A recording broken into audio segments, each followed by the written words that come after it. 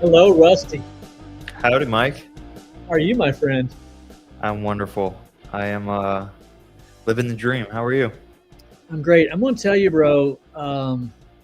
Don't tell Jeremy I said this. You are so much better looking than Jeremy is. I'll have to disagree, but I won't tell him anything. You're also much more humble than he is. Oh boy. You guys are funny. Because those were fighting words with Jeremy. Yeah, hopefully he doesn't watch this live by chance. Well, let's hope he doesn't show up. He's actually on the stage. Or actually in the room. He's just not on the stage yet. So there he is now. He's about to pop in. Oh, there Oh, we I go. can hear everything. I can hear everything. Oh boy. Dang it. We were just talking about how much we love you and how cool you are. Obviously, I appreciate it. Yeah. Thank you very much. Mike was saying you're the best looking dude in the room. Yes. How about after you're done, can we watch it? His nickname is the best looking dude in the room. I've heard. We're gonna welcome makes some sense. people and say a few hellos. Jeremy usually, works hard to get things sent out to other rooms and Facebook pages and so forth. Good to see John Shoemaker here with us tonight. Prestige Pressure Washing Services, not the one in Dayton, Ohio, but the one in Florida. Justin, good to see you here, my brother. Always good to see Justin. He never disappoints. 151 Soft Wash, Orlando Pressure Washing Pros, joining just for Rusty. Okay, Flattered. I'm going to try to not get my feelings hurt tonight. No, we love Rusty. Skyrise Pressure Washing. Hey, my brother Patrick, I hope that you are feeling well. Patrick and his wife Tanya both have the flu. And, no. yeah, so we're praying for them. And then Farmall Eric. Farmall Eric, good to see you. Tommy Bain, my brother. Always good to see Tommy. Keith Pickens, got his hat on backwards and his glasses on his forehead. Elijah Daniels, Clay Smith, Dean Mize. How's your wife doing, Dean? You guys look good together out there in the world. Rookie, lead sprayer, Chris Jones. Man, the numbers just keep rising. Steve, Sexy McFall is in the room. Dean Dirt. I got to meet the Dean Dirt this week from Chicagoland. Dean and I went out to eat, and we had a good time together. And then Ryan, always good to see Ryan. Did you pay? Did you buy dinner? Anyways, what I was saying is, no, I did not. But you know what? Smokey paid for our dinner. Smokey bought my dinner. Mike ain't paid for a dinner in the last couple of years when he goes out anywhere. Is a smart man. That's true. Cheating the system. I always manage to go to the restaurant or the restroom rather when the guy brings the check. Classic trick. He gets the birthday dessert and everything when we go places. It's true. It's true, bro. That's funny. Free appetizers, the whole 9 yards. Everything. Look at this one. This guy knows me well. I almost forgot my wallet. Yeah, It's happened a few times. I must admit. Good to see everyone. We appreciate everybody coming out. We have with us the man, Rusty Nesvig. Is that how you pronounce your last name, Nesvig? Nesvig, correct. You nailed it. Nesvig. And we're glad most of you know who Rusty is. If you are not familiar with Rusty, then you need to get a checkup from the neck up, my friend. Let me tell you. Love Rusty. Been following Rusty and his channel now for several years, I guess, or a long time. I don't know how long. Yeah. I think we started while. in time, Mike. Yeah, I think we did around the same time. Yeah. You know how there are some people in your life you look back and you're like, I don't remember when we started being friends. You know, it's just one of those kind of relationships, and we're glad to have Rusty on. Rusty was my idea, so I'll take the blame if this goes south. Yeah, it's all on you, not Jeremy. Good to see Bobby Linden. Hey, Rusty, would you take a moment and just, for those in the room who do not know you, tell us who you are, introduce yourself, and what you're all about, if you would, please. Yes, absolutely, man. First of all, thanks for having me, you guys. Like I said, we were just talking about it. I watched the show. I love watching other creators in the space, and I myself am a creator. I'll get to there in a second, but I like watching certain creators in our industry because it's just nice to talk about the industry, hear what's going on in the industry, and all that fun stuff. And the way you and Jeremy do it is a intriguing way. So I've been watching the show for quite some time. I am a pressure washer going on maybe 7 years now. A little bit of part-time, 5 to 6 years full-time, but we do mainly paver sealing. And I started a YouTube about same time as you, man. Like, Yeah. I want to say 3 years ago, but yeah, that's it, man. I love cameras. I love editing. I love family. We love. That's it, man. I'm a family man, I guess you could say, with a big hobby of video editing, videography, and photography.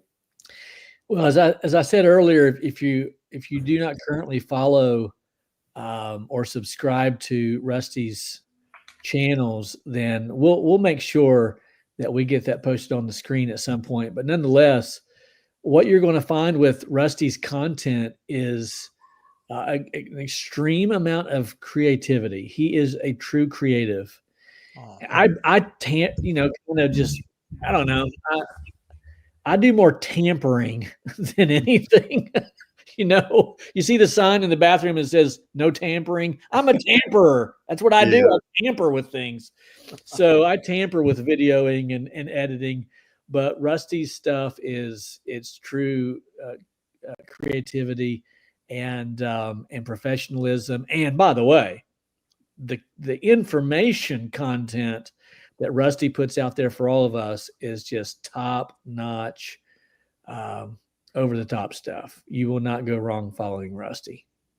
I appreciate that, man. Yeah, I've had ever since I started the YouTube, I just had a huge knack for creativity, for video editing, and I never thought I would get so into it. I just wanted to create a video and put it out on the internet to say I've made a YouTube video. But then from the first video, I was like just addicted to video editing, to cameras, and it became a humongous hobby and passion of mine to create content for this industry. And it was all because I didn't really have that when I got into the industry.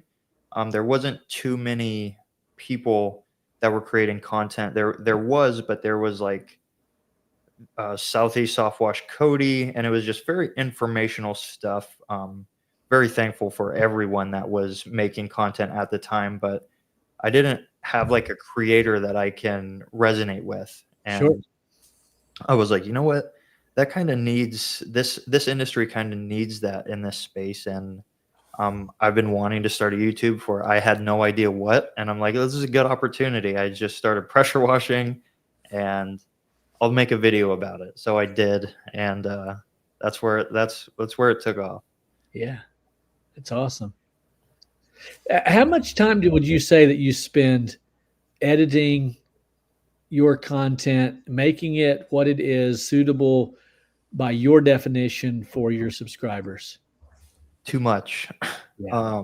Right. No, I would say on average, I like to put in.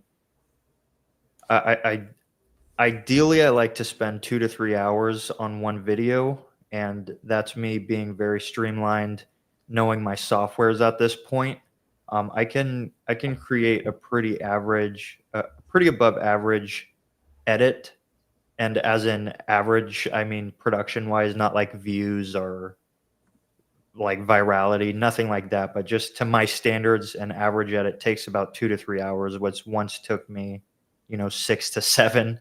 just like washing, getting efficient. I try to do that with my editing and with my software tools and stuff like that. But yeah, some videos are like very unedited, and I like to like just throw the camera on and like, hey, join me for the day, and I'll cut out little things. And then some, as you know, are like very, very detailed, and the very detailed ones take, 2 to 3 hours on average. Yeah, that's nuts. Jeremy, how long does it take you to edit a video? 5 minutes, maybe. That's probably overshooting it. He's like, edit? What's edit? Yeah, I'm raw.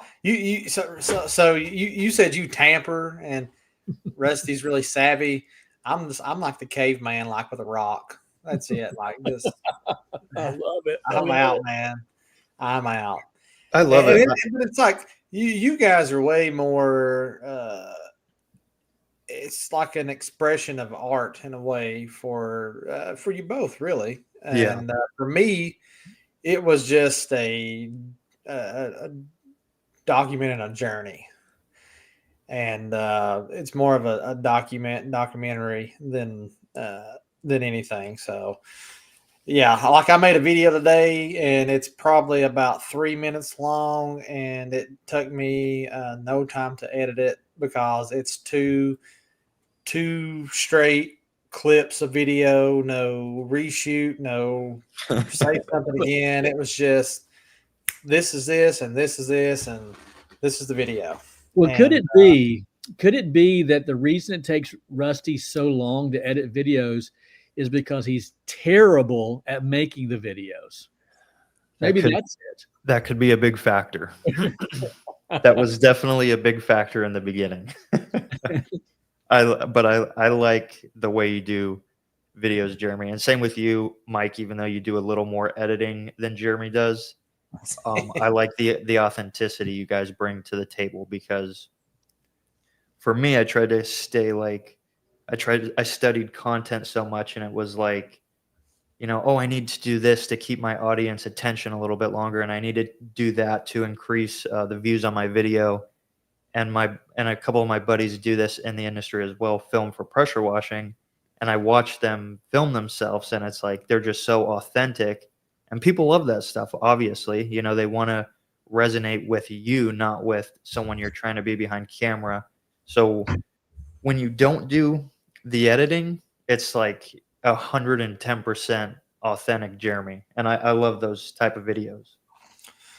yeah, I appreciate that. I just I don't know. I put way more thought in editing and reshoots into my Facebook videos for like Facebook ads than I do for YouTube. Yes. That's it's because I'm paying. Obviously, I'm putting money on it. But yeah, Well, I think that's I fair. should do better. I should do better. I actually, real funny though. I bought a YouTube course. I know, guys. We'll start talking about pressure washing in a minute, but I bought a course. It was about $1,000, and I got a ton of real useful information, ideals, and it was definitely worth the money. Mm-hmm. And I have somewhat implemented some of the things, but not to the level that I should. But I've seen last year, I've seen quite a bit of growth during the time when I was implementing those things that I was doing, like with views and retention and click-through rates and all that stuff. Yeah. I don't have, we don't have to talk about all that, but Yeah. I saw a difference in it. Yeah. And I was like, oh, this is nice. But then I was like, this is a lot of work. Yeah. Yeah, 100%. It's funny that you mentioned that, Jeremy, because I'm trying to find it right now on my YouTube studio, and okay, here we go. I've got this one video that I did John. 3 or 4 years ago, Rusty, I think and it has. I'm looking at it now. It has 352,000 views. yes, I just watched it. I make. Here's the thing. I took it's a 5-minute video. Yeah. Almost no editing, I look at it now, it's so corny, and it was a joke. It wasn't even like a serious video. And it has 352,000 views, and it is by far my most viewed video ever. And I have over 800 videos. So it's like, I really do believe that the algorithm does the work for you, because you can put hours, as you said, into the editing and then it not do anything. Throw something out there with almost no editing and it blow up. And Yeah, that I can attest to that, because some of my highest production videos where like I bring the drone out, I bring my fancy cameras out, I have my action camera, my good mics, and the audio is just perfect. It's like the video flops. And then yeah, I post a different video and it's my action camera on my chest just spraying a driveway with paver sealant, and it does amazing. And I literally did very little editing, and my second video is my most viewed video, and I had no clue about algorithms, and so it's just proving your point of what you're saying here. Like us three can talk about YouTube obviously all day. We'll get into washing, but it's funny to hear other people saying it because it's so true what you're saying, Mike. well, before we move on to other subjects, we can continue talking about this. By the way, we don't have any kind of an agenda in terms of a subject matter. We'll let the comment section dictate that. Gotcha. But I will tell you that, as I said just a moment ago, I don't think that most people realize how much time can be put into the videos. And one of the things that I believe that we've done as creators is we've kind of hurt the system a little bit, and maybe even the industry, because what I'm learning now is that, there was a time when if you wanted education, you had to pay for it, and post high school education, you had to pay handsomely for it. Mm-hmm. And even any type of a service type of a school, you still had to pay for it. Now education is free, and it has been for a number of years, this kind of education. Yeah. And we now have graduated or been demoted, I don't know what the word is, in that people aren't even wanting to search out the free content. Now they just call the creator. And I can't tell you how many times I'm like, I made 3 videos on downstream injectors. Yeah. I know, I saw them. Do you have 5 minutes? I'm like, oh no. Yeah. I just watched your video on that where you were in the shop talking about that. And it's so true. I was telling my wife we were watching it.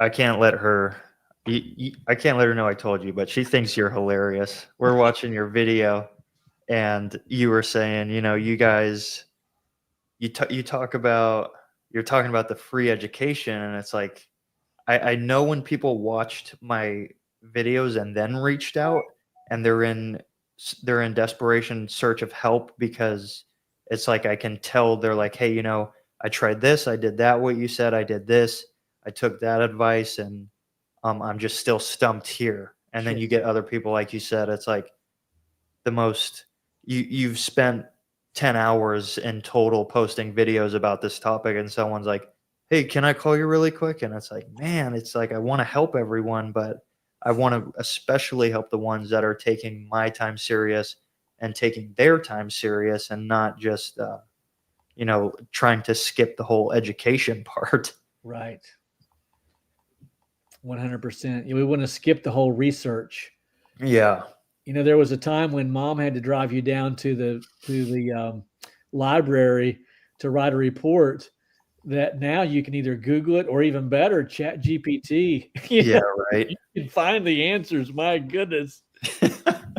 And this isn't meant to be a rant by any stretch of imagination. I mean, I have a smile on my face, so I find this humorous. I'm not in any way ranting, but I do find it somewhat interesting that that then people will actually get upset with you if you don't have the content that they want. Oh boy. And then I always do this, Rusty. Whenever I get a comment of someone's like, "This is stupid content," or "This is the stupidest video I've ever seen," I click on their emoji to discover that they've never made even one video. They have made zero contribution of any kind Yeah. whatsoever, and yet they want to criticize you for not putting out the content that they want to see. Right? Yeah. Yep. Yep. I'm right there I with mean, you, man. Someone just called me a moron yesterday. Let's talk about that, Jeremy. Yeah. Straight up, he's like, "You're a moron. You didn't clean it. You bleached it." Obviously, I don't think you watched the video because I did what the homeowner asked me to do. You know, the dude. Now listen, I don't really care because it's his house, and he asked. It's a wood barndominium that I did last year, like over a year ago. I've never thought anything about it. And the dude's like, he asked me, he's like, "Hey, just put some bleach on it, clean it. I'm going to seal it." I was like, "Are you sure?" He said, "Yeah." I said, "Okay, man." He said, "That's how we cleaned it last time." He said, "Just do it again." I said, "Okay, if that's what you want, that's what I'm going to do." We did a little section. He said, "Yep, that's fine." I said, "Okay." And homeowner's tickled to death. So this video is, like I said, probably 13, 14 months ago. And he's like, "You're a moron. You bleached it. You didn't even clean it." I'm like, Oh boy. and then like Mike said, I clicked on it. Probably had an account for like 8 years, but never put a video out, never done nothing. And I'm just like, you're the moron because you probably sitting there, you probably don't even pressure wash. You don't even you don't soft wash. Yeah. You're probably sitting in your mom's basement. Well, I can get fired up right now, but I'll be quiet. Guns and Hoses knows us well. He said, "Mike, I bet if a call comes out of your area code, you're letting it go to voicemail." So, okay, let's address this for just a second. The problem today is that people move into our area and they bring with them their area code. So I end up answering every phone call because it could be a potential lead for a pressure washing job, only to discover that it's someone who's wanting just to say, "Hey, I wanted to see what you're up to, man." I'm like, "I'm washing a house," or I'm saving my voicemails for callers who are inquiring about pressure washing needs. So, brother, you know as well. I can't let it go to voicemail anymore because it may actually be a customer. Yeah. I have that happen, and someone's talking to me, and I'll just like, I gotta go. I'm gonna call. See you. I'll click. Yeah. So I don't mean to be rude, but it's like, hey, this is real business, Yeah. Well, this here isn't fair. Cody says, "I've almost called Jeremy probably 5 times.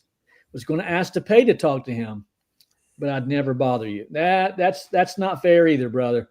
Listen, we love you, man. You watch this show incessantly. Your investment is very clear. You set aside a time from 9 to 10 to hang out with us. You of all people should be able to call and not feel like you're intruding in any way. I want you to know that. Yeah, absolutely. And here you go. You can text Mike at this phone number right here.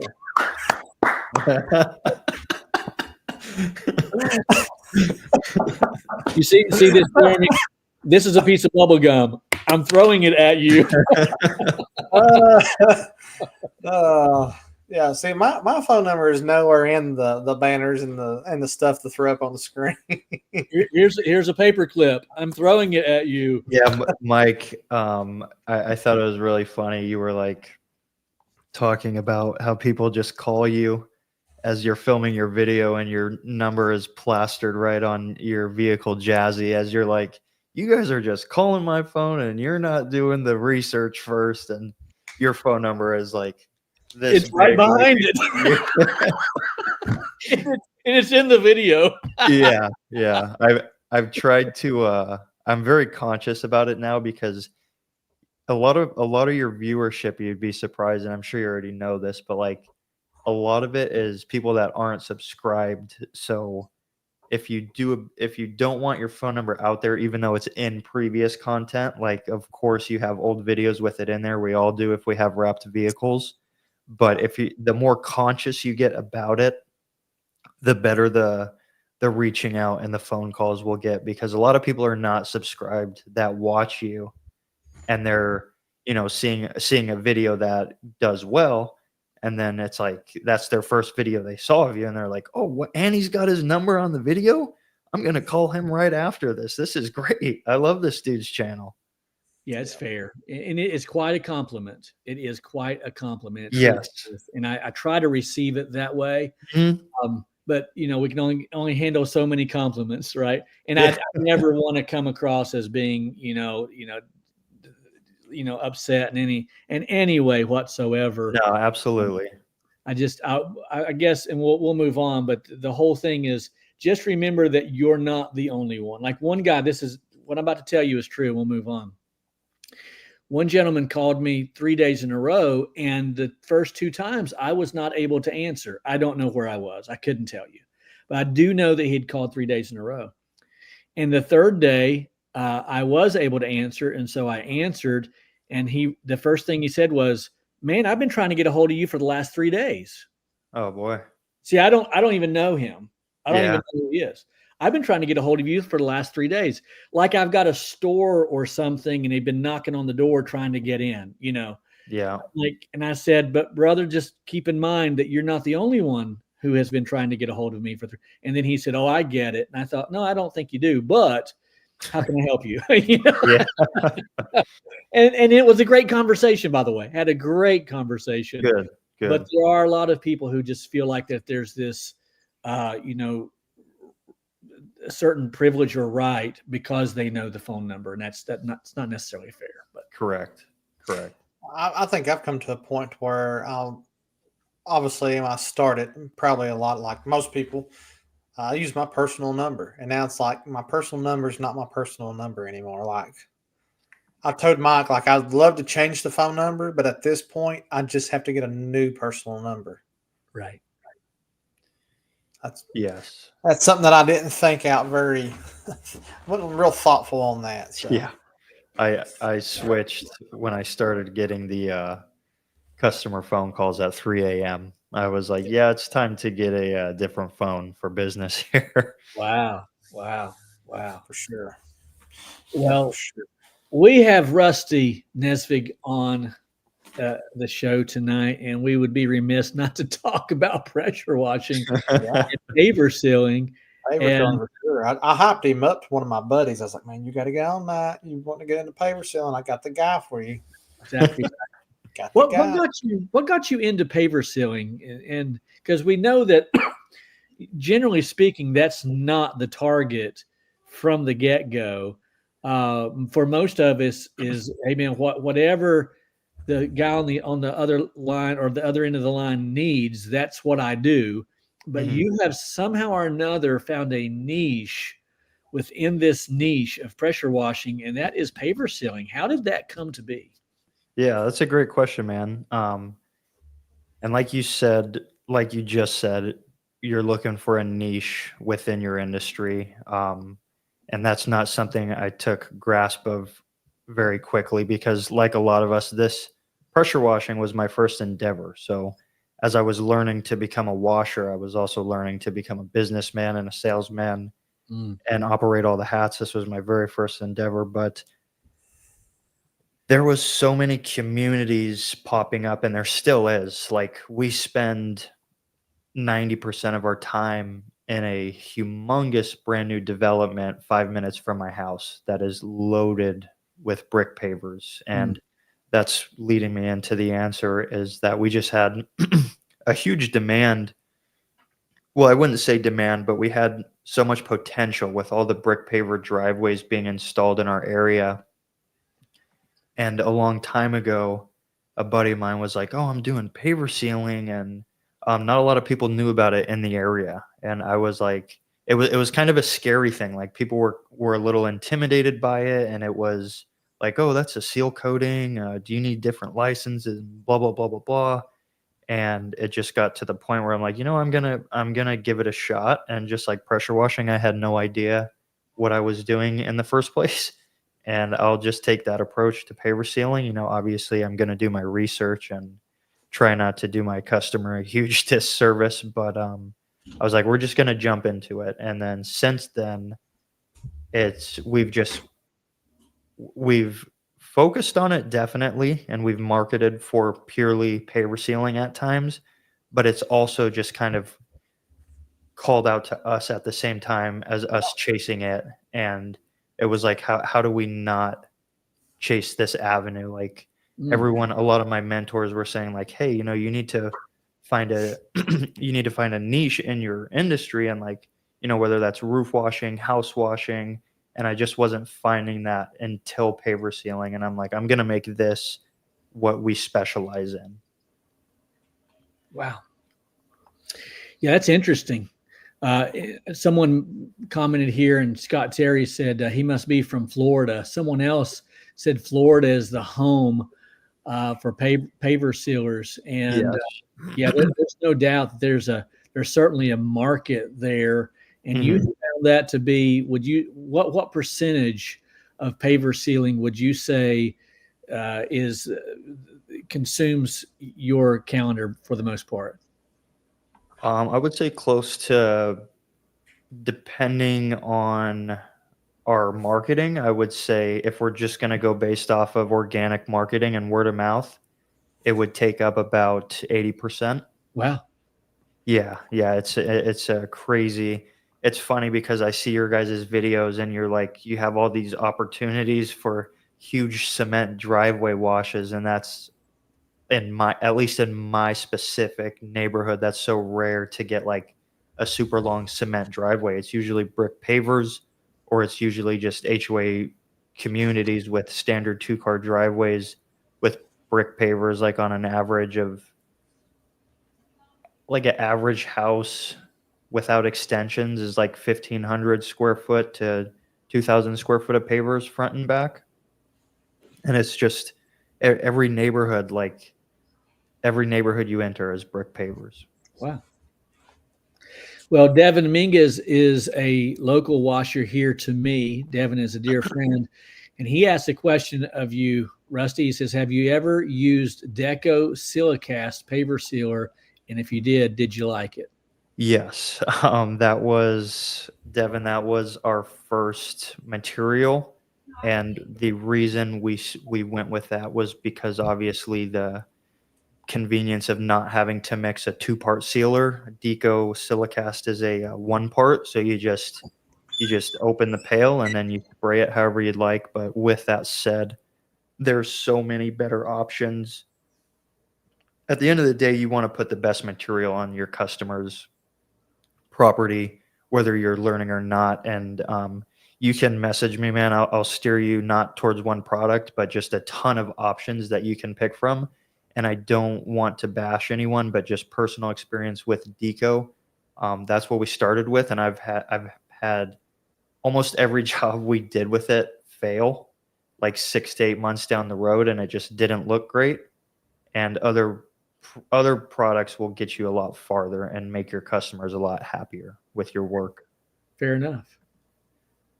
Here's another question for you, Rusty. He said, I tell paver driveway customers that they do not need to be resanded until maybe every 3 or 4 pressure washing jobs. Not much finally rinses off all the way to the end. Do you agree?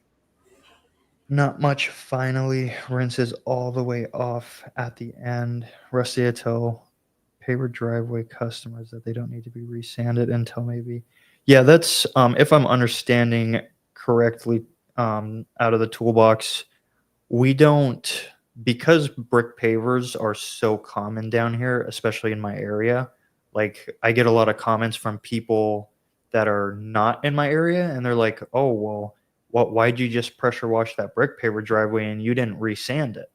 And it's like, well, you don't understand that the area I'm in, the HOA is requiring these driveways to be cleaned, and they really honestly don't care about the sand too much because it's gonna get cleaned in 6 months anyway, because it's going to be filthy again. So a lot of people are not like, no, I'm not going to pay the extra money for sand because it's going to get washed out.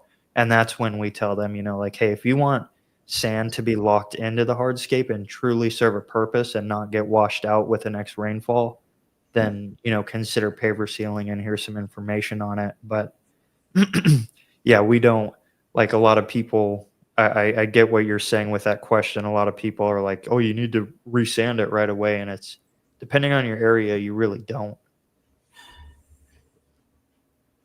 Just this week, myself and several others attended a conference, a convention in the Chicagoland area, and the Trident manufacturer was there.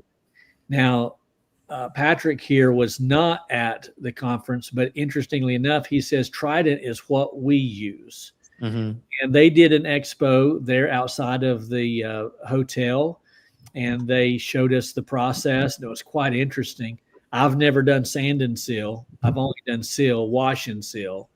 But do you use Trident? Would you recommend Trident? I would I would highly recommend. Excuse me, just getting over the flu last week as well. I would highly recommend Trident. I've done a training with Mike Kilgore when he was on the field rep. Super good guy. I've dealt with Danielle, who when we were only using Trident would help us like with customer issues. It's a great company. And piggybacking off of the last question about the deco, between Trident, Uraseal, Cobble-Lock, and maybe a couple other like 2-part water-based polyurethane sealers, the top 3 to 4 companies, you can't go wrong, you guys. They're very similar in ingredients. They're very, very similar products. You may, to the applicator eye, you may see small differences, like maybe more color in this sealer, more sheen in that one. But to the customer eye, if you do all your prep work amazing and you do your resanding and sealing amazing, and you put one of these reputable 2-part sealers down, they're going to be in awe. And I highly doubt they're going to say, well, if you went, I wish you would have went with that one because I heard that one does this a little bit better. They're not going to do that. It's going to look amazing if you pick one of these top 3 products. But yeah, Trident being one of them for sure. Great company. Jeremy, do you do a lot of paver sealing or even driveway sealing? No.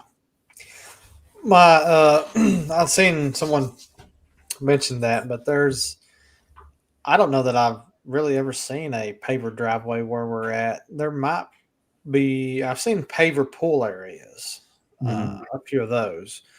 My neighbor actually has a paver patio, and I've cleaned it twice and sanded it twice, but I've never sealed it. She never wants it sealed. So that's been the only extent that I've ever done with pavers like that.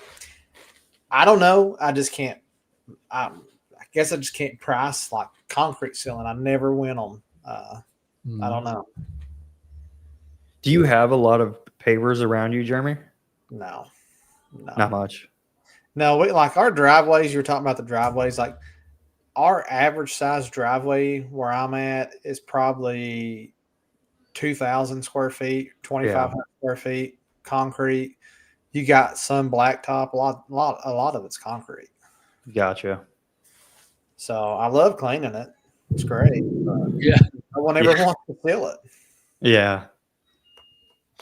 So I wish we cleaned more concrete because brick pavers are just a mess. And it's our niche, but it's so nice just doing regular cement driveway sometimes, just ripping through it with a huge surface cleaner. Like we can't use Mondos and mini Mondos for paver prep because we got to rip up so much gunk, Well, that segues nicely.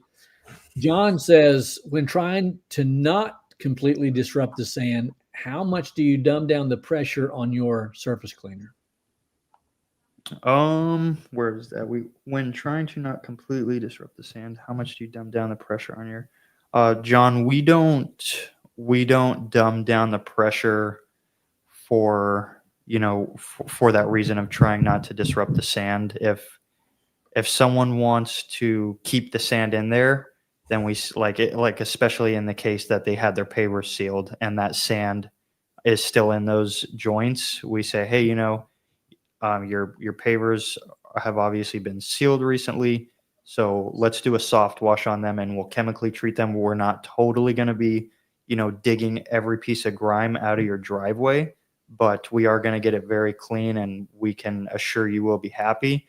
But let's do a soft wash method to just make sure we don't blast the sand out of there. And then if someone talks about saving sand but wants a really clean job done, it's like, hey, with the equipment we have, with the service you're asking for, these sand will go missing and it will be at the bottom of the driveway and rinse down to the gutter. And if you want new sand, then that's something we can do. But there's not really much accommodation for preserving the sand that's already in there, especially if it's not sealed over.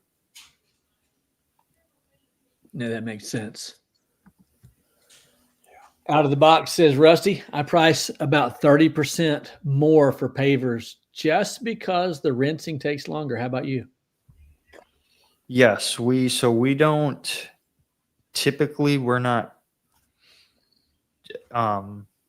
cleaning just pavers. We're doing paver prep, and in our price is included cleaning, resanding, and sealing. Everything is a la carte. So obviously it is much more than just a typical standard driveway wash. But with that said, we don't price too much more on like a regular cement driveway compared to a brick paver driveway, just because it's so like I said, brick pavers are so common out here that it's hard to get away with telling a customer like, hey, we're used to dealing with cement driveways and you got a brick paver driveway. It's just not really a thing where I'm at. It's like, hey, everyone's driveway is almost brick pavers. Okay. So it's a different standard, I guess. Okay. But I have heard of, people like for like you two, it's not nearly as common.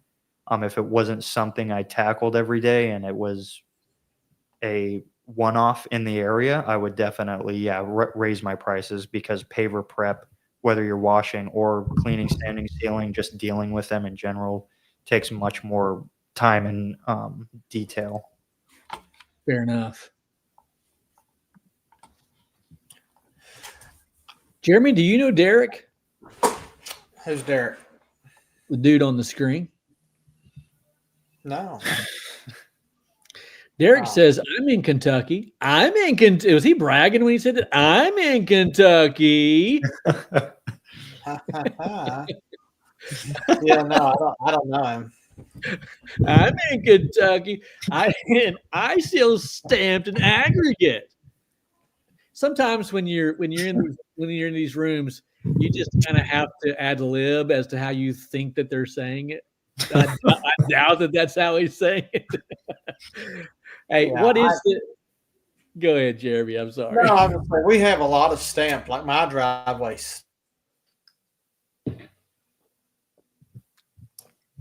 Well, that's good to know. I just don't feel it. I don't know. I'm freezing. I don't know what happened. You did freeze up a little bit. What is the difference between, in terms of sealing, Rusty? What's the difference between stamped concrete and what you typically work with? Just the difference as far as like in materials. And also the process. I'll be sealing a stamped patio soon, and I'm interested in what the process looks like from your angle. Yeah. So if we're sealing regular cement, it really is. It's really going to depend on the customer's desires. So if we're doing a driveway, we do a lot of the methods that we do. Sorry, you said this, your job was going to be a back patio? Yeah. Yep. Back patio. Okay. So no vehicle traffic. Like these are vehicle traffic, foot traffic, the amount of usage it's going to get, those play a factor. Okay. But with what you're saying, I would recommend a penetrating sealer. and just a water shield from ICT is a great product. And this is just going to repel any liquids, any water. If they spill some grease oil and they address it quickly, it can be rinsed off. It's not going to change the appearance of things as long as you get a non-enhancement sealer. So if they like the way it looks as is, then that's the best option. And if they want to darken it up, then get an enhancing penetrator. But if it were a driveway per se, and you're going to get a lot of vehicle traffic and you want to reduce those tire marks, then I would go a little bit against the grain, and we would use a topical 2-part sealer. So we would use, we just did one in Miami actually, and it came out beautiful. And it's like a lot of people are like, oh, you don't use your seal for driveways. And it's like, well, I've been doing it and testing it for 4 to 5 years, and I've had great results. So if you can tell me a better product, then I would be very open to hearing what it is. But I've tried a lot. But to answer your question, Mike, it would just be based off the customer's wants and needs, pretty much. Wow. Great response. Great response. Thank you. Is it hard to strip pavers? Like, do you have to strip the sealer every time you seal them, or does it just wear off? That probably sounds ignorant, but I just don't know. Yeah, that's a great question. So I saw really quick, Jeremy, Devin, Mingus, Rusty, I sent you a request and message on Facebook. I'll check that out later, brother. And Chris, good to see you, man. Hogan 216. Rusty, we're using the strip pavers. We're using Quick Strip from ICT. We have a great relationship with Innovative Concrete Technology, who is the owner, the manufacturer of Uraseal, and Quick Strip is their stripper. But Jeremy, to answer your question, down here at least, in my area, we go by a very simple rule. If it was sealed with a water-based polyurethane 2-part sealer, then we can apply right over that. And if there's some existing sealer from the previous contractor or from us, then hey, even better. You know, those pores are clogged up, and we don't have to use as much material. You're going to get a better sheen out of this. You're going to get more enriched colors. But if it is a oil-based, xylene-based, solvent-based, and it's got kind of a white haze that doesn't go away when you are putting water on top of it, then it's time to strip it and set some expectations for the customer, because you can the water test doesn't lie. If you put water over a sealed driveway and it's water-based with polyurethane, you'll see the colors enrich beautifully. And if you put water over some xylene or oil-based material, you'll still see a white haze. And that's what it's going to look like with the material that we put down. So the water never lies. A simple water test can get you a long way with a customer and expectations. Oh, nice. So you're saying that before I go to apply sealer to this paver patio that no doubt many years ago was sealed, I need to pour water on it? And if I'm pouring water on it, what is it that I'm looking for? Yeah. It's called the water test. You're looking for a couple things. You want to see how, first and foremost, the outcome of what it looks like. If you spill a bottle of water on some brick pavers, that's a very good indicator, whether they've been sealed or not. That's a very good indicator of what your results are going to look like on your job. So what you're looking for, Mike, when you pour the water is, what is it doing to the color? And then secondly, how is the porosity of these pavers? Is this water that I'm dumping on there, is it beating right off and rolling away because it's got, 3 thick layers of oil-based material? Or is it soaking into the stone and telling me that my sealant will soak into the hardscape as well? So there's a few factors that you're looking for, and those are the 2 main ones pretty much. Okay. And so if it's soaking in, I'm good to go. If it's not soaking in, perhaps I'm not good to go. Yeah, if it's soaking in, that's a good sign that you're good to go. And then also if it's giving you the color enhancement that you want, because with certain materials, it can soak in because it's worn down quite a bit. but it can be an oil-based material and it can soak in, but you can still see a white haze. Okay. And if that white haze is remaining, then you should consider stripping. Wow. Very interesting. Very interesting. So is it better to use a water base or a solvent base? Why? For Florida, for my specific area, we are very limited because we're in a subtropical climate. So we have ground moisture 24/7. Solvent you can get away with if you're very experienced with it. Oil based, xylene based will almost never hold up down here because of all the ground moisture.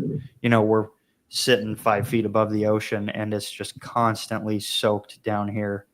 And it flashes these driveways in 4 to 6 months, makes them look white and hazy and milky. Okay. Got you. Sounds dangerous. Yeah, it makes me nervous. Yeah, it made us nervous too, and it's a lot to learn. And a lot of homeowners and contractors are like, "Oh, you just clean it and then squirt it," you know, and you got a good paying ticket on your hands. And it's like how many jobs we've repaired from contractors and homeowners, because it's like baking. You can do there's so many steps and it's very simple stuff. But when you mess up one of those steps just a little bit, it can ruin your entire job. Mm. And I'm just going to step out on a limb here and say, you've never had any problems whatsoever, have you? Oh boy, I'm dealing with huge problems all the time, Okay. constantly. We're we'll never be to the point where we've learned everything.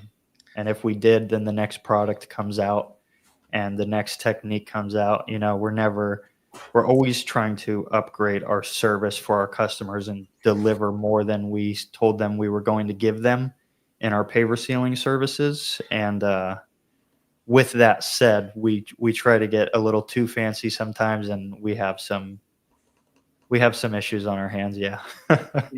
Yeah. What would you say is the most frequent problem that you're going to have? And I realize that you're mainly dealing with your climate, obviously, and that this may not transition to all of us, but generally speaking, if someone's wanting to enter into paver, sand and seal, what would you say that they can expect to be the most frequent problem, the biggest fire, the most typical fire they're going to have to put out? Yeah. Outside of just in general, and not only talking about my areas, but what I've noticed, networking with so many people, the biggest thing is the prep work. So the cleaning, the getting rid of the organic stains. Obviously a lot of us know how to do that. We know how to handle SH and what percentages to use, but then it comes down to tackling your non-organic staining. And do you know how to do that? Do you know how to prep the surface correctly? Do you know how to get rid of rust stains and fertilizer stains and oil stains before you put the sealant down? And then on top of that, sanding the hardscape correctly to the correct height. That's a huge issue that I see a lot of people run into when they ask for help. But yeah, mainly prep work, Mike. Yeah, I can imagine. I can only imagine. I'll be right back, boys. Give me 1 minute. Yeah, you're good. You're good. So I was sorry about that. I was looking down. I just had to get a message from a customer. I might be doing some sealing. Who knows? They're opening the pool area tomorrow, and they want a price on doing the pool area, the tile around the pool, pebble concrete, and staining it. Several other things: roof wash, house wash. Do you have time to come out tomorrow? Yeah, I'll make time. I'll make time for this guy. Rusty, can you come out tomorrow? Rusty, get on a flight. Fly into Knoxville or Lexington. I have a semi-horror story from when I first began. I had no idea what I was doing. Still don't. I'm not. I usually I just send out, or I what's the word I'm looking for? I sub out my paver sealing to a local guy here, but I took on a job and I just went to Sherwin-Williams and I got a few gallons of product off the shelf and I washed and went back the next day, started sealing it. It turned white immediately and it never went away. What do you think I had? What was the problem there, Rusty? Sorry, I jumped kind of in halfway through. I'm looking Okay, for yeah. the. I was just saying that early on, many, many years ago, I washed a patio. It was a paver job. And the next day I go back, I'd purchased water-based product right off the shelf from Sherwin-Williams. I applied it. I broomed it, or not broomed, but rolled it, back rolled it. And the whole thing just turned white. And he pretty much ran me off the property. So what was my biggest problem there, do you think? Yeah, I would say possibly material. I tell a lot of homeowners, a lot of Home Depot stuff will say water-based on the cover, on their material, and you actually read the TDS and the SDS, and you see what's in there, and it's actually oil-based with a little bit of water. And advertising water sounds a lot better than oil-based for certain products. Okay. Just like ingredients in food, they like to put, if it has one little bit of carrot in this carrot cake, like made with real carrots. And that's kind of the issue with some of these materials that you run into. But white haziness is mainly typically always a material issue. Okay. Unless it's efflorescence from underneath. But if you didn't have the white haziness before the material was applied, then it most likely wasn't efflorescence. Okay. Very interesting. Nice. I'd been scared to death. Oh, I was. Yeah. I would have been scared to death. He was nice. He knew I had no experience and he said, "Don't worry about it. You're good." And I was like, "But I'm willing to do whatever. Just, you're good. You're good." Yeah. Just please get out of my property. Yeah, just use it. Nice way of saying, "Beat it, kid." Yeah. That's funny. That's funny. That's good. That's funny. Our first paver sealing job was a back patio, brick paver back patio, and this was so long ago.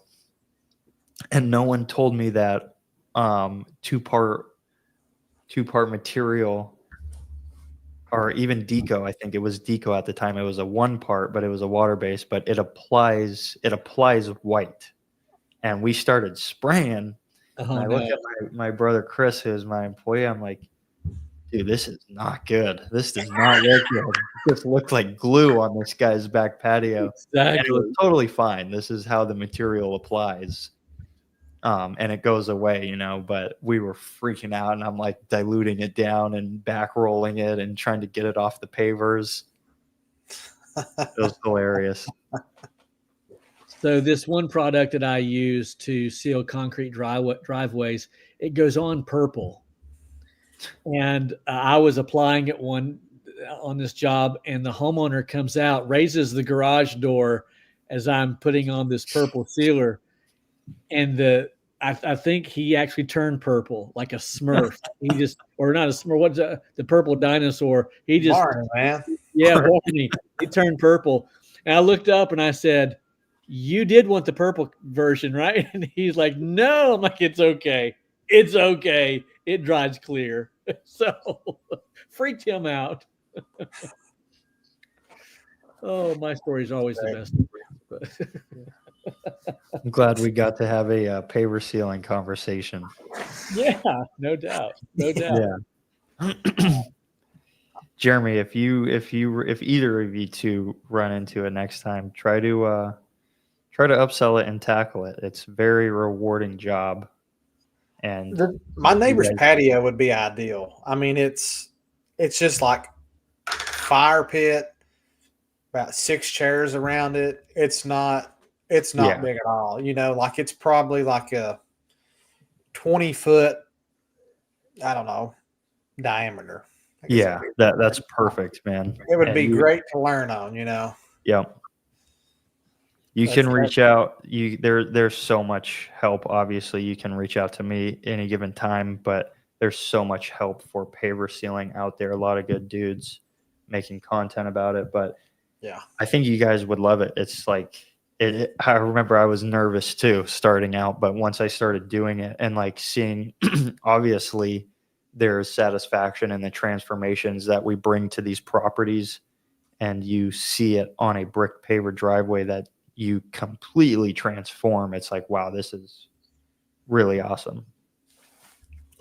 Absolutely. I don't know, Rusty, if you're able to see the comment on the screen, but Hogan says, just test with xylene. If it breaks down, it's solvent based. If it does nothing, it's water based. Is that true?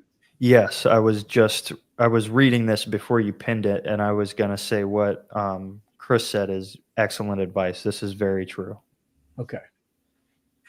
I take it you know Chris. Yes, Chris has been following my channel for quite some time. He's one of the ones that has actually taken in everything and absorbed a lot of stuff and then reached out. Like we were talking about earlier, I wish I had the time to help everyone out, and I never want to come off like I don't have like I don't want to help you out, but at the same time, my time is limited and so is yours, and I've put out resources that are answering the 10 questions you've asked me. And if you can watch that video first, and then if you still have questions, then I would love to help you, but I've spent tremendous amount of time answering the question you just asked. But anyway, Chris has learned a lot from my channel, and he is growing a very good business in his area. Nice. I love those stories, man. That's awesome. Yeah, it is a good story. Yeah. Josh, you can go back and watch this one. I would encourage you to. In the year now, over a year that we've had the podcast, we've never had long-form discussion on paver sealing. So yeah, this is definitely one to watch. Yeah, Josh, and not to plug my own podcast, but we do on the Clean Money podcast, we talk a lot about paver sealing because it's just in my area. The guys that I bring onto my show are from Florida, and it's a big part of their business. And we talk a lot about marketing, pricing, materials. Everything is going to be on these episodes of our podcast. It's a great show. I should definitely check it out. Real quick, 151 Soft Wash. This is personal for me. He says, Mike, did we have a fresh manna today? No, we did not have a fresh manna. I'll describe that real quickly. For those of you who are in my exclusively fresh channel, then my members, that we do a fresh manna every single morning. I'm about halfway through the day today, and something comes into my mind about what would make a great fresh manna. And then it dawned on me, I did not do a fresh manna today. So 151 Soft Wash, you'll get one tomorrow, no doubt, maybe two to make up for today.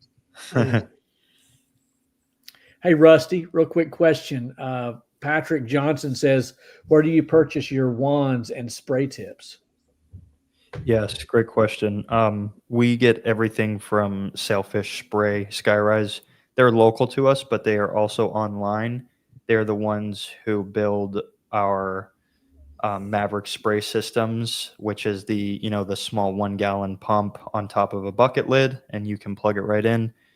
You can build your own too, but for a few extra bucks, we love buying these things from Sailfish. Comes with the wand and sprayer tips, the extended wands that we all like, not the little pump sprayer cone nozzles, but they have, I think we run 6510s or 8010s on all of our ceiling projects. Nice. Which is, to anyone that doesn't know, is just a 65 or 80 degree pattern, so very wide, and then the orifice size is always 10 for our 1 GPM pumps. Blake asked a question. He says, I'm doing a wedding venue, lots of concrete tomorrow. He said they want it sealed for drink spills, food spills, etc. Regular concrete. Any product recommendations? He said we use seal and lock on a lot of our projects. Doing wedding venue concrete.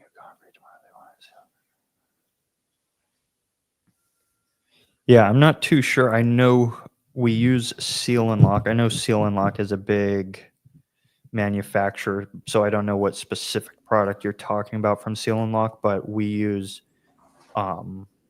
water shield from ICT with the stain guard. So there's water shield, and then there's water shield stain guard.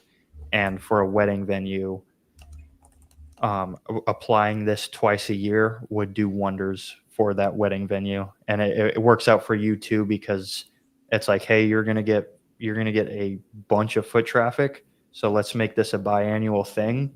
We'll charge you cheaper the second time around, but if you want, wine spills, liquids to rinse right off at any given moment throughout the year, then I would use water shield with stain guard. Very nice. Very nice. Thank you, Blake. Great question. All right, we have rounded the top of the hour, and we've had with us Rusty Nesvig, and I've been wanting to have you on for a long time now, so I really appreciate you coming on and joining us, and we've had a great time, brother. Thank you so much. How can we plug you? You've got channels and YouTube, Facebook. What else can we plug? Oh, you don't have to plug everything, man. I just my right under my video, under my face here, is the app for all of my channels. So the only thing, the most value you guys will gain from my social medias is definitely my podcast. So it's on my YouTube channel, which is just rusty.nesvig. And then I have a different playlist in that channel called the Clean Money Podcast. And we're getting great feedback on it just because it's resonating with so many washers. Just like you two, you knew we needed a podcast for this space, and I kind of jumped on that as well, and started sharing the information that way. Yeah, the Clean Money Podcast. I love the name. Dang, I do too. I do too. Yeah. We're going to call ours the Clean Moolah Podcast. Yeah. Dirty money, baby. Dirty money. No doubt. Yeah.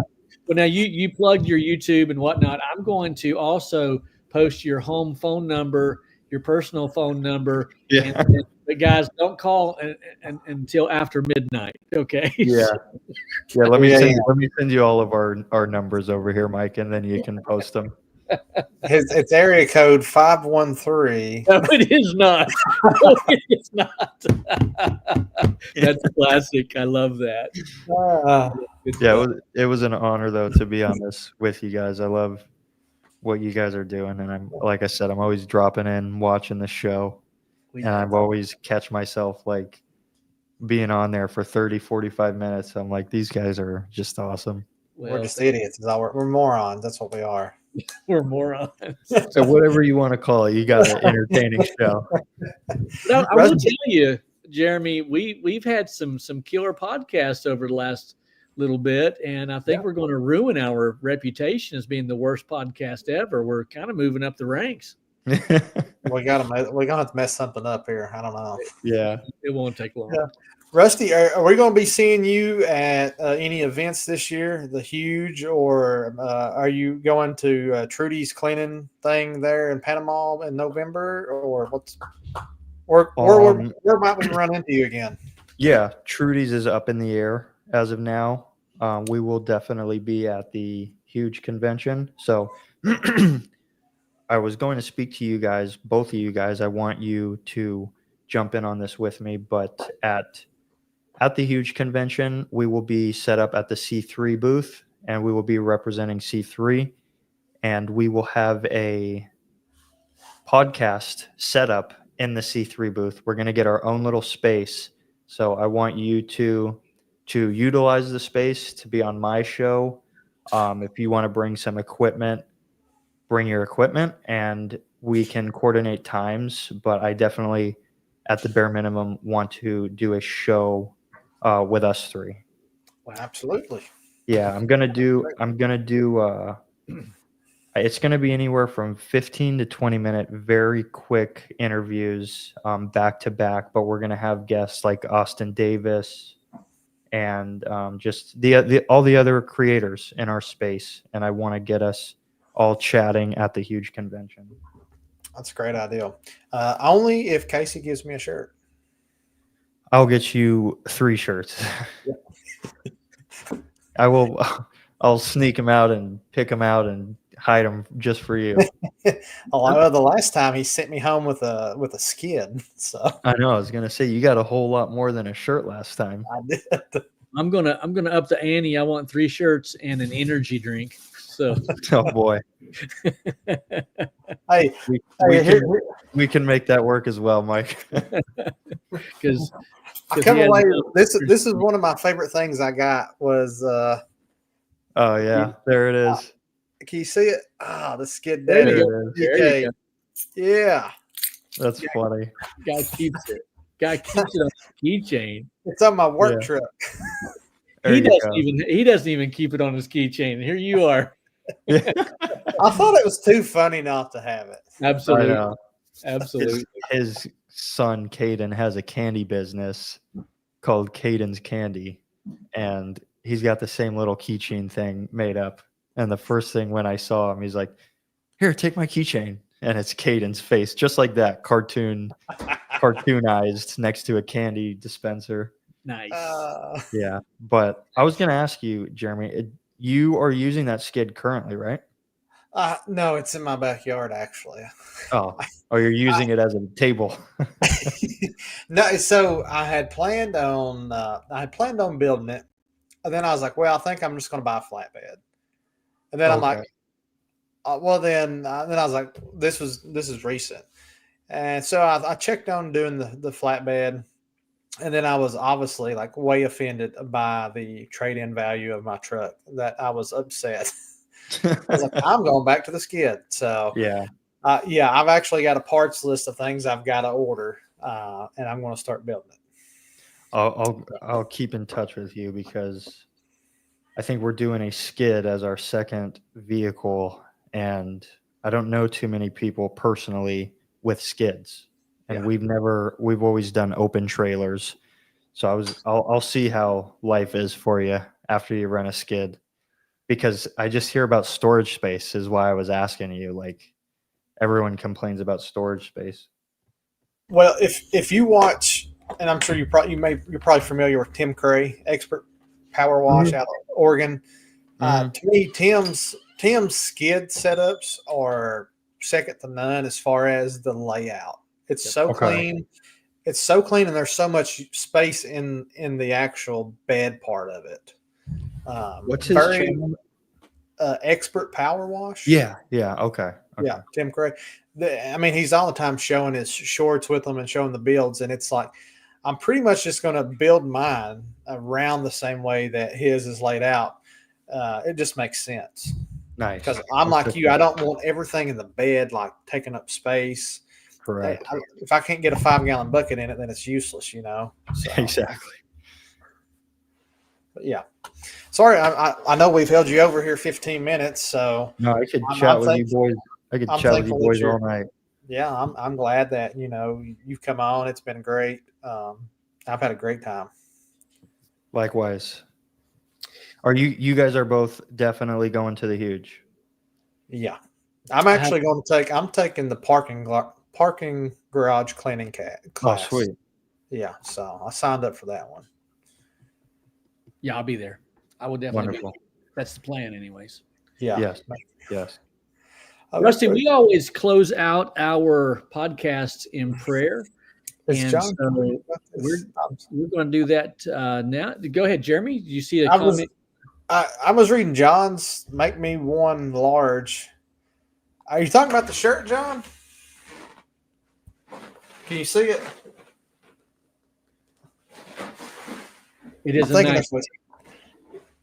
Yeah. So, hey, here real quick, if you want a shirt, not trying to plug anything, but if you want a shirt, you can order one, and I'll just throw the link in the chat section. And if you want to see what it looks like real quick, I'll throw this up because this is the back. It's a cool shirt. That It's is pretty cool. It's pretty cool. That's the back, and then it's just got the little logo there on the. Was that even coming up? It's blurry, but it's the same images on Yeah. the back. Okay. Yeah, That's cool. I like that. And by the way, Jeremy did that. I did. Jeremy did that. Yeah. Good job. Anyways, Beautiful. if you want one, just use that link. You can order one. Oh, C3 shirt, John. Well, you got to come to the Hughes to get one. He, You got to come to the Hughes to get one. he clarified that he does not want to. A No, Wash John, Pro you shirt. want a Wash Pro shirt. That's You right. want one. You want one. Get it. Yeah. We'll go pray for John. Yeah, pray for John. Roger, really quickly, he asked me to post the link to my YouTube. I'm not too sure how to do that, Roger, but if you type in on YouTube my first and last name right here under my face, that will bring you right to my channel. And There you go. Joshua, I just wanted to say thank you to Joshua for thanking me for my content. I appreciate you, man. And you guys are the reason we all make content. Absolutely. Yeah. Sorry, Mike, interrupt you there. No, it's all right. All right, guys, let's pray and we'll hit the eject button. Let's pray. Father, it is in the name of Jesus that we come to you this evening and every evening that we have podcasts praying and thanking you for your grace and your mercy. You've gotten us through another week, and we expect nothing less of our great God who is all sufficient. Your grace is no doubt sufficient for us. And we ask, Lord, your blessings over Rusty, his family, his beautiful family. Lord, bless his family, his business, and every person that he comes in contact with. We pray, Lord, that you would increase his business as he continues to seek growth. Lord, would you pour it upon him, not only in a minimal way, but in abundance. May he see his business grow. And all those in the comment section over here, all those who joined us tonight, great many people came out. We ask, Lord, your blessings over their businesses as well. May they see growth and prosperity. Yeah, Those who are suffering with illness within themselves or their family, Lord, we ask, God, your mercies over them as well. We ask all these things in Christ's name. Amen and amen. Amen. Amen. Guys, thanks for tuning in tonight. Catch you next week. Peace.